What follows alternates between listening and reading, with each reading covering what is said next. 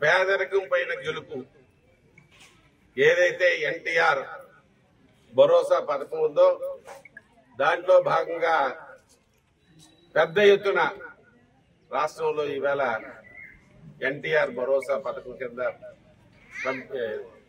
వినియోగదారులకి pension పంపించే కార్యక్రమం ఈవేళ చేపట్టడం జరిగింది. దాంట్లో భాగంగా ఈవేళ నరసన్నపేట మండలం మన హడ్కో కాలనీ పరిధిలో ఈ కార్యక్రమం చేపట్టాం. అయితే ఇవాళ ఒక్క నరసన్నపేట పట్టణంలోనే 1,92,00,000 పంపిణీ చేస్తున్నాం.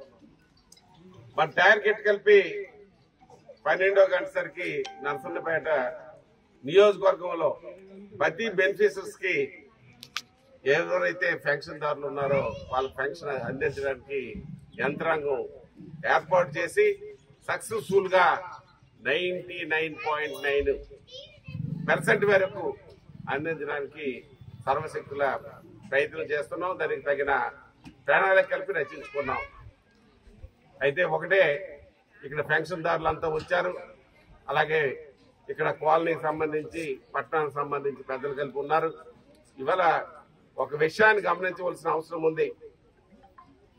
అన్న ఎన్టీ రామారావు గారు తెలుగుదేశం ప్రభుత్వం వచ్చిన వరకు పేదవాళ్ళకి పట్టించుకునే పరిస్థితి ఉండేది కాదు. రాష్ట్రంలో చాలా దుర్భర పరిస్థితుల్లో పేదవారు గాని, వితంతువులు గాని, వికలాంగులు గాని చాలా ఇబ్బందులతో ఉన్న పరిస్థితుల్లో ఆవేళకు ఉండే పరిస్థితుల్లో 35 రూపాయలు పెన్షన్ పెట్టిన ఘనత తెలుగుదేశం పార్టీ అన్న ఎన్టీ రామారావు దండి ఒకసారి అందరం గమనించవలసిన అవసరం ఉంది.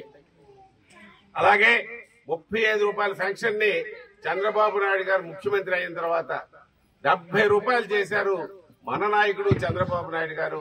ఇవాళ మన ముఖ్యమంత్రి చంద్రబాబు నాయుడు గారు తరువాత వచ్చిన ప్రభుత్వంలో 200 చేస్తామని 10 సంవత్సరాలు పట్టింది. 200 చేయడానికి 25 పెంచుకుంటూ 200 రూపాయలు చేయడానికి 10 సంవత్సరాలు పట్టింది.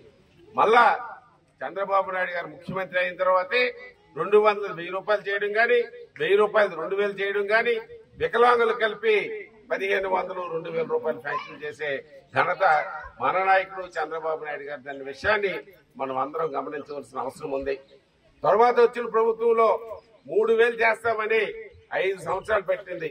పెంచుతూ 5 సంవత్సరాలకి 3000 చేస్తే చంద్రబాబు నాయుడు ఇచ్చిన మాట ప్రకారం ఏదైతే 3000 రూపాయలు 4000 పెన్షన్ చేస్తానని ఏప్రిల్ నెలలో వారు మేనిఫెస్టోలో పెట్టిన తర్వాత ఆ 3000ని 4000 ఆవేల నుంచి అమలు చేయడానికి ఆ 3000లో ఏప్రిల్ నెల 1000, అలాగే మే నెల 1000, జూన్ నెల 1000 3000, 4000 పెంచిన పెన్షన్ ఈ నెల 4000, 3000 4000 కలిపి 7000 రూపాయలు ఈవేళ పెన్షన్దారులు ఎవరున్నారో వాళ్ళకి అందించడమే కాకుండా వికలాంగులు పాపము వాళ్ళకి చాలా రకాలైన ఇబ్బందులు ఉన్నాయి.